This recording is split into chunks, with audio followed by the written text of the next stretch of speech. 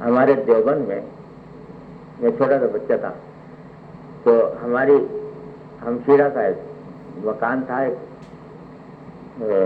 ٹیلے کے اوپر، تو وہاں ایک مجذوب پڑا رہتا تھا، مجذوب سا تھا آدمی.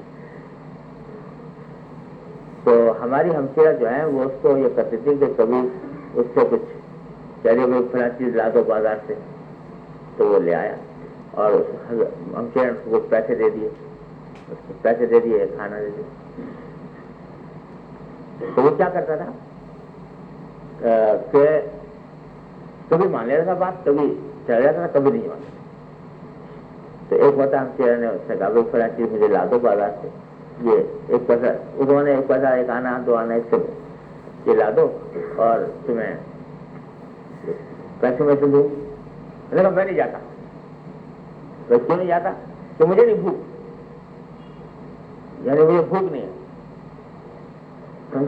مجھے بھوک نہیں ہے مطلب یہ ہے کہ یہ کام تو اس وقت کروں کہ بھوک لگی ہو. بھوک اگر لگی ہو تو پھر یہ پیسے کی ضرورت ہو، اور پیسے کی ضرورت جا کے وہاں سے وہ کھانا خریدوں اور پھر بھوک مٹاؤں. ابھی تو مجھے بھوک ہے نہیں، لیکن مجھے کیا ضرورت لے جانے کی. تو بات تو یعنی اگر دیکھو تو بڑی حکمت کی بات. کہتا ہے کہ مجھے بھوک نہیں ہے لہذا میں یہ کام نہیں کرتا.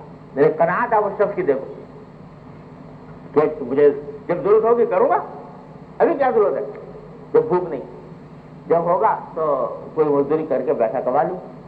لیکن اس قدر مجھے یہ آپ کو جو بتا رہا تھا وہ ہے تو مزدور کی بات، لیکن اس شخص کی چہرے پر جو فراغت، جو اطمینان، جو سکون اور جو راحت کی شادابی نظر آتی تھی وہ اور بڑے بڑے مالداروں کے منہ پر نہیں دیکھتی.